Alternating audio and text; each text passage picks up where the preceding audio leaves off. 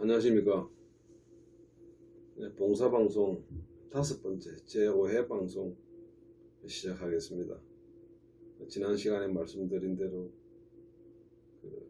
미래를 봉사가 눈에 보이는 것도 없으면서 현재 눈앞에 있는 것도 제대로 못 보는데 미래를 앞날을 어떻게 보겠는가.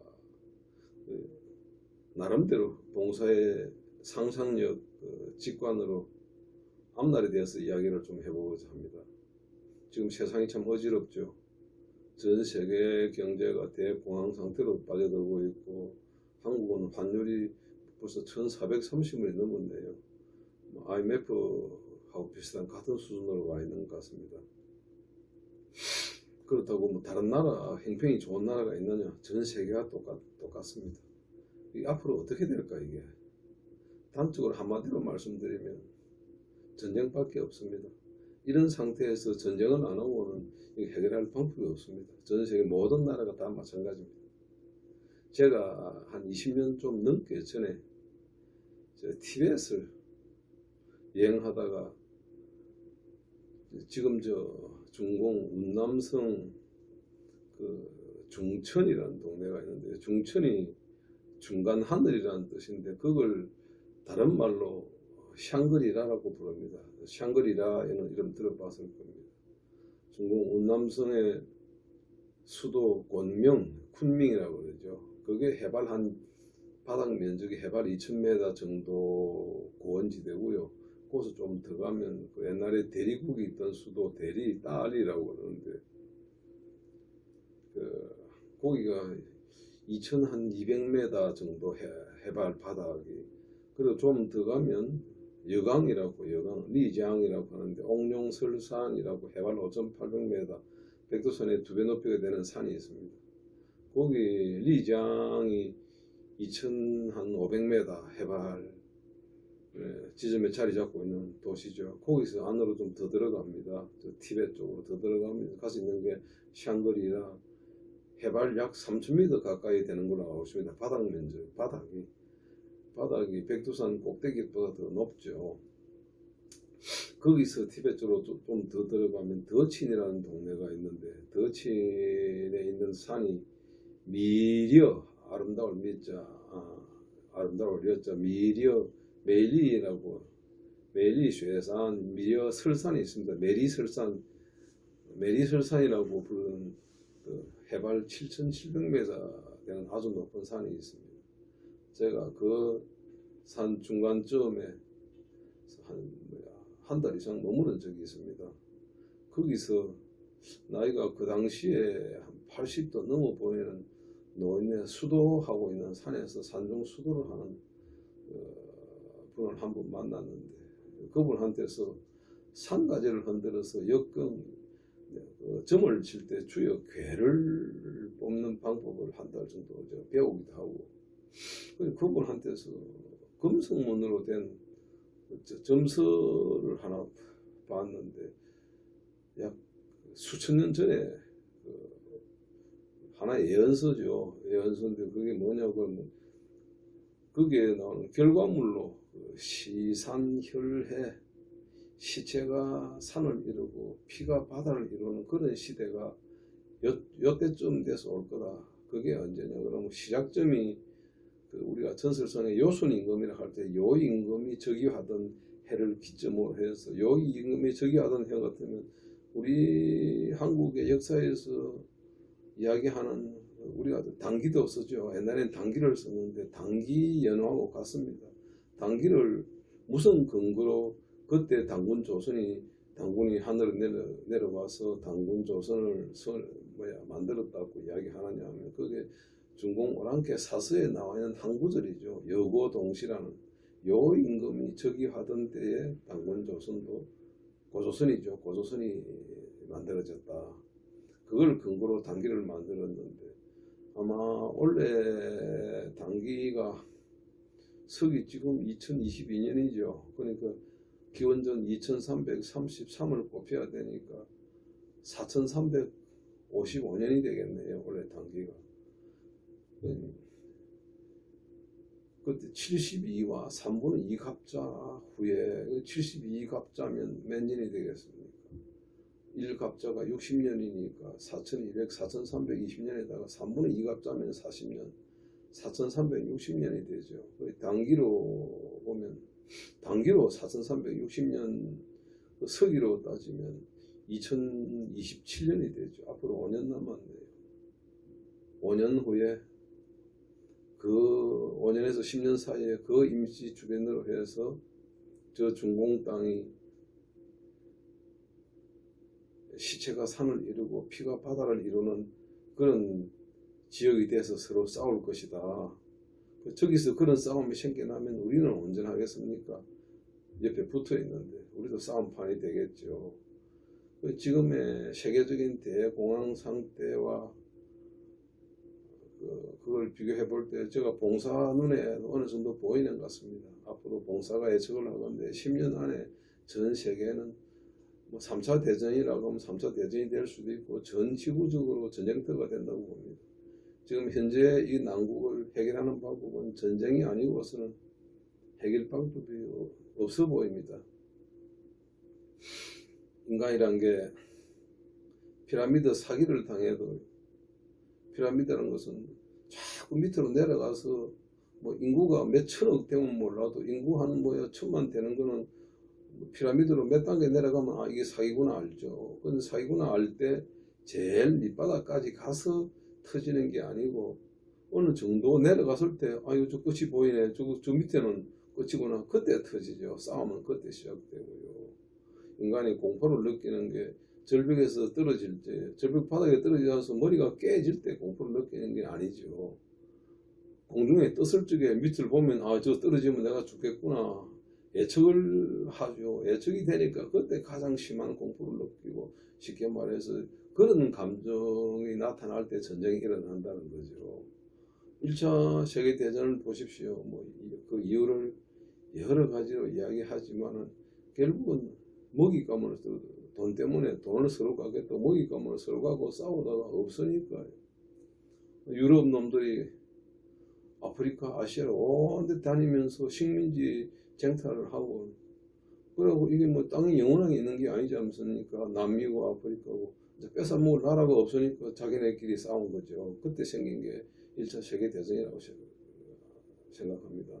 그런 측면에서 볼 적에 지금이야말로 전쟁을 하지 않고서는 도저히 해결 가능성이 없는 그런 시대가 곧 열린다. 10년 안에 뭐 이미 그 조짐은 보이고 있습니다.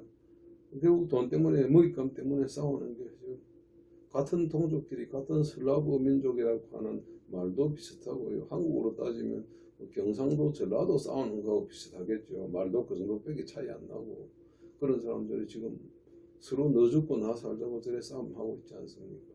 그 조짐은 이미 보이죠. 거기서 시작된 게 여러 군데서 지금 어른되면서 곧 전쟁을 하고 사는데 가만히 있던 한국 땅에서 싸움이 전쟁이 먼저 날 수도 있다고 생각이 됩니다.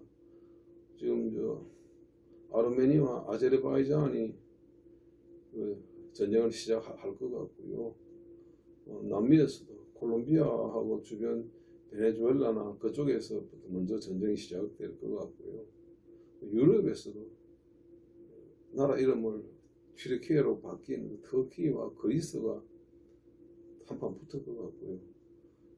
물 가지고 물이 없으면 뭐 사람이 살 수가 없지 않습니까?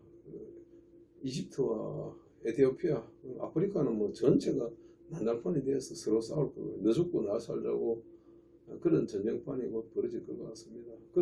그게 예측이 될 때 우리가 살아남기 위해서 우리는 어떻게 해야 되겠느냐 그에 대해서 말씀을 좀 드리려고요. 여러분 준비하는데 영감을 얻는데 좀 도움이 되었으면 봉사가 뭐 잘 보지도 못하면서 정확한 수치를 가지고 다 이야기할 수가 있겠습니까만 우리가 살아남기 위해서 어떻게 해야 되겠느냐. 우리가 싸울 때는 누구하고 싸울까? 100% 확실합니다. 누구하고 싸울지 중공 오랑캐들입니다.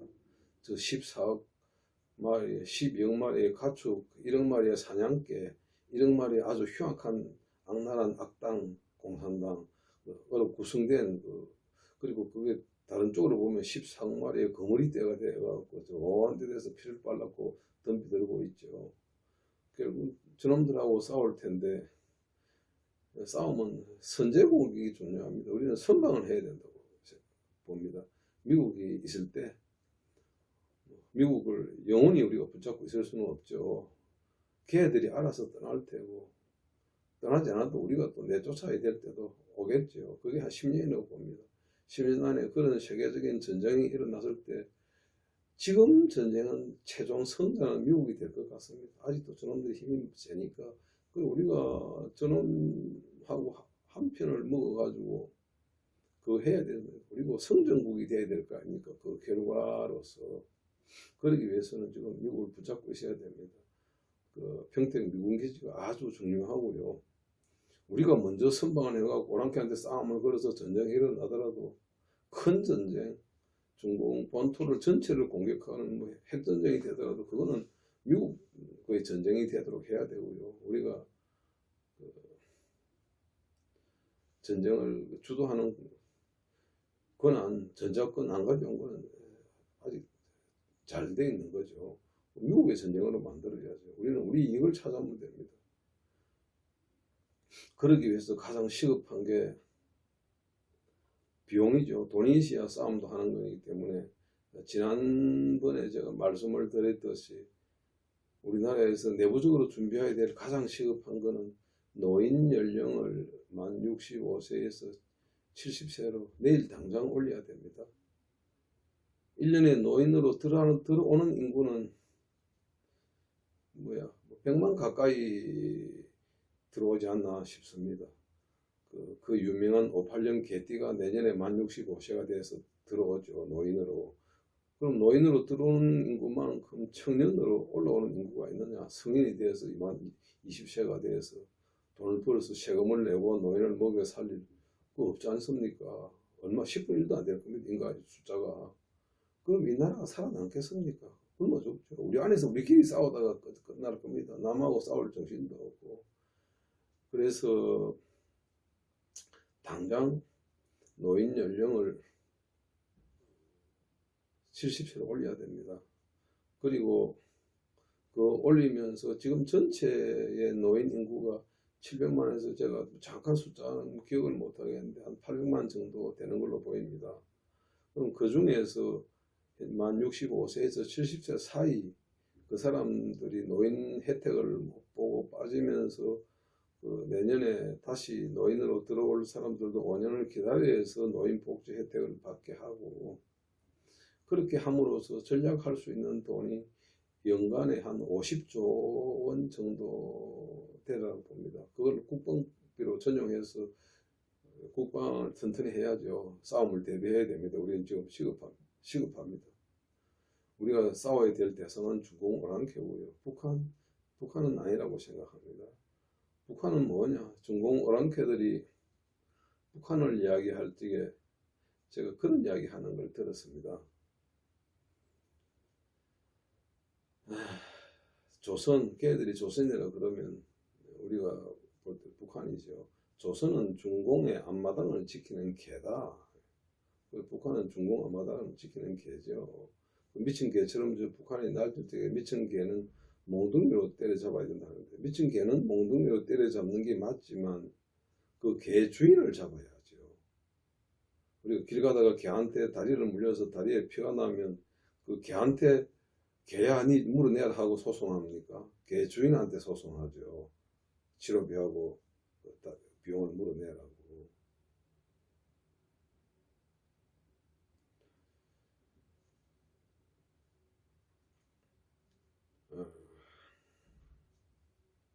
그리고 우리가 6.25 전쟁에서 휴전 협정에 사인을 한 거는 중공 오랑캐하고 북한의 그 당시에 김일성이 하고 미국이죠. 미국, 북한, 중공은 휴전을 했습니다. 한국은 그 새놈들한테는 한국은 휴전 상태가 맞죠. 그런데 그 당시에 우리 한국은 휴전 협명에 서명하지 않았습니다. 휴전을 인정할 수가 없었죠. 우리가 우리의 의지에 의해서 휴전을 한 거 아니지 않습니까? 강제로 휴전 당했죠. 한국이 힘이 없으니까. 우리는 끝까지 해서 압록강까지 통일을 해야 되고 찾아야 되겠는데 휴전이 무슨 말도 안 되는 소리냐. 중공은 안 가지고 있는 핵무기 만주에다가 한 방 쏘라. 메가드 핵 그게 진실 아닙니까? 그런데 그 전쟁은 스탈린의 전쟁인데 스탈린이 죽고 나니까 저쪽도 이제 전쟁을 할 힘이 떨어지고 미국도 지치고 그래갖고 자기 강제로 휴전을 당했는데 그 휴전에 반발해가지고 얼마나 열받았으면 당시 이승만 대통령이 끝까지 싸우겠다고 육군 가지고 갈 수가 없으니까 미군이 막으니까 그 미군 도움을 받아 배를 가지고 저쪽에 백령도 위까지 끝까지 올라가서 우리가 여기서 끝까지 자폭을 하겠다 싸우겠다고 버티가고 그게 생긴 게 북방 한계선 아닙니까? 지금 휴전선 옛날에 38선보다 훨씬 북쪽으로 서해 바다가 있죠. 위로 그게 NNL이죠. 북방 한계선 그걸 우리 지킨 거. 그리고 그 휴전 우리 인정할 수 없다고 이승만 대통령이 끝까지 서명하지 않았습니다. 그 이승만의 신의 한 수죠. 중공이나 북한, 미국은 휴전을 했으니까 저거는 싸우면 안 되죠. 약속 위반이죠. 휴전협정 위반이죠. 한국은 휴전협정에 사인 안 했습니다. 우리는 지금도 전쟁 중이에요. 지금 전쟁 중인데 뭐 저놈들 오랑캐들이 선전포고 없이 우리를 침략해 왔는데 우리는 언제든지 중공 오랑캐를 선제 공격할 권리를 가지고 있습니다.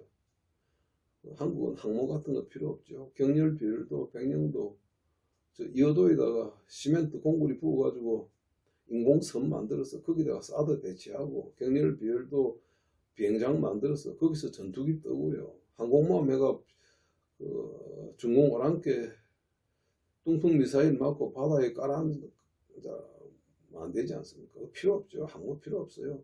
경렬 비율도에다가 비행장 만들어서 거기서 뜨면 됩니다. 그래갖고 중공 내부 중심까지 타격해야죠. 그리고 우리 잠수함 이미 만들어난 까지도 그 중공 앞 북쪽 대전에서 진앙도 천진 칭다오 내려오면서 그 바다에 전부 다 기뢰 살포하고요. 바다 위로 떠가는 저놈들 침략하는 그 배들 다 침몰시켜야 됩니다. 선제 타격해야 됩니다. 우리가 선제 타격할 권리가 있습니다. 저놈들이 먼저 우리를 침략했는데 두 번째 방송에서 제가 주장하다시피 그 침략 행위를 사죄하고 전쟁 배상금 물어내야 되는데 그거 물어내지 않지 않습니까? 우리 선제 공격할 우리 권리 있어요. 지금도 전쟁 중이기 때문에 이미 한국 무기도 좀 많이 발전했고 참 위대한 지도자죠. 인간 세상에서는 나오기 힘든 분인데 박정희 대통령께서 그 당시 미국에서 뭐라 그랬습니까? 너가 얼마 경공업, 재봉, 옷이나 만들어 팔고 가발이나 만들어 팔고 그래가 배 굶지 않고 살면 되지 너가 무슨 중화공업이냐. 그렇지만 우리하고 침략한 그 불구 대천지 원수 중공하고 지금 미국이 손을 잡는 판에 미중 관계 정상화하면서 핑퐁 외교를 그래서 우리가 살 길은 우리는 어떻게 자주국방밖에 없죠. 자주국방을 하려고 그러면 당장 무기 만든다 그러면 여러 제약이 있고 제재를 할 것 같으니까 상업적으로 민영 중화공업을 발전시켜야죠. 그래야 그 엔진도 만들 기술이 생기고 할 거 아닙니까? 잠수함도 만들고. 그때 중화공업 하겠다고 그 참 힘든 환경에서 그 바탕을 다 따지 나가시는 그 부분 도움으로 지금 70년 동안 우리는 전쟁 중에 있으니까 지금까지 노력해서 지금 우리 무기 많이 팔지 않습니까? K2 흑포 전차도 팔고 K9 자주포 전투기까지요. 신궁, 천궁, 요격 미사일부터 해갖고 상대를 타격하는 미사일까지 그리고 잠수함까지 이제 우리가 어느 정도 날개를 달기 시작했습니다. 여기서 한 10년만 미국을 더 이용하면 됩니다. 미국 가랑이 붙잡고 10년 동안 여기서 붙잡아 놓고 우리는 그때까지 그 봉사가 생각하기에 한국에서 가장 시급해야 될 거는 외교적으로 일본하고 군사 동맹을 맺는 겁니다. 일본은 우리 침략하고 잡아먹을 힘도 없어요. 이제 우리가 일본 잡아먹죠. 중공이 일본 다 뺏어가면 어떡할 겁니까? 우리가 지켜줘야죠. 지켜주고 일본에서 전부 다 한국어 쓰고 그런 조짐이 이미 보이기 시작했습니다. 대마도 같은데 일본 젊은이들이 SNS 활동하는데 한국어로 빠르니까 일본 한자 찾아가 그 SNS 활동하려고 하면 시간 너무 많이 걸리고 힘들어요. 그러니까 한국이 일본화가 돼가는 게 아니고 일본이 한국화가 돼 오도록 어차피 우리 그 역사적으로도 형제 국가고 일본에 대한 그 생각을 바꿔야 됩니다. 가만히 있는데 중공이 진짜 적은 중공인데 중공은 그 땅바닥에 기어다니면서 중공 가가지고는 반일감정 자꾸 부추기 하는 친구들은 우리 전시 계엄화해서 전부 체포해서 그 중공 오랑캐 간첩이라고 봅니다. 제가 한 10만 정도 핵심에 있는 그 주사파라든지 뭐 중공 오랑캐 땅에 댕기면서 그 군사 협력하자 하고 우리 운명 공동체라고 하는 이런 작자들 핵심 간첩들 10만 명 정도는 반민특위 만들어서 그 일가의 재산 몰수해야 된다고 생각합니다. 지금 보니까 그놈들이 뭐해가 돈을 벌었는지 재산도 많더라고요.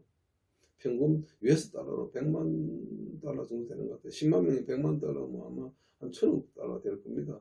140조 되죠. 그 돈 갖고 우리 국채 좀 갚아버리고 국가비 갚아야죠. 그 일가 재산 전 몰수해야 됩니다. 옛날에 반민특위 한 만들어진 적이 있죠. 그와 마찬가지로 국가 반역자 아닙니까? 사람을 죽이지는 못하더라도 처형하지는 않더라도 재산은 다 몰수해야 됩니다. 그럼 이제 뭐해가 돈 벌었겠습니까?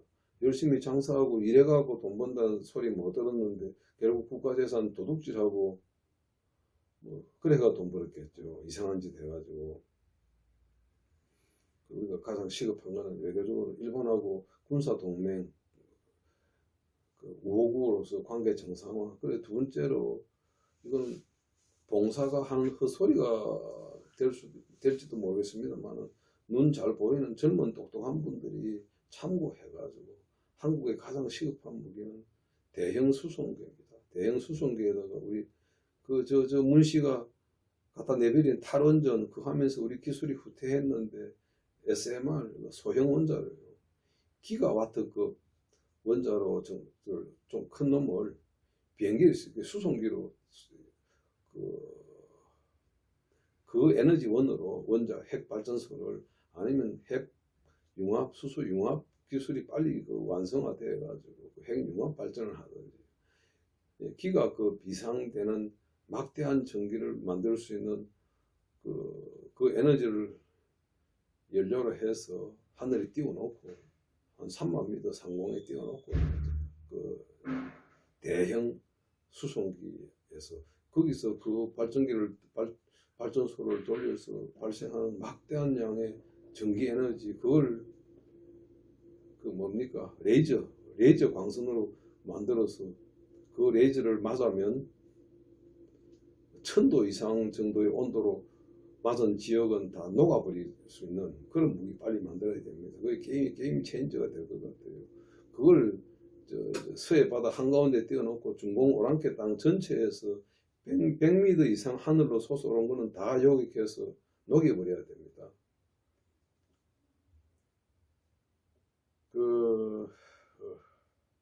100m 이상 올라오는 거 다 요격할 수 있는 게 레이저 빛의 색도로 움직이지 않습니까? 그러니까 지금 현생 인류가 만드는 어떤 무기도 피해갈 수 없죠. 그 정도 빠르기로 빛의 속도로 오는 걸 피해갈 방법이 없으니까요.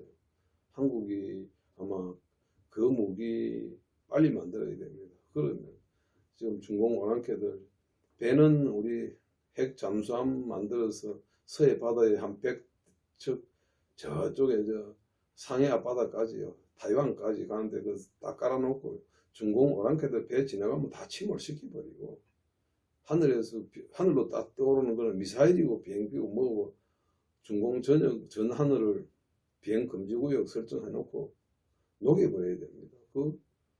레이저 맞으면 그 자리에서 1000도 이상 고열로 다 타거나 녹아고 생명을 멸절시켜버려야죠.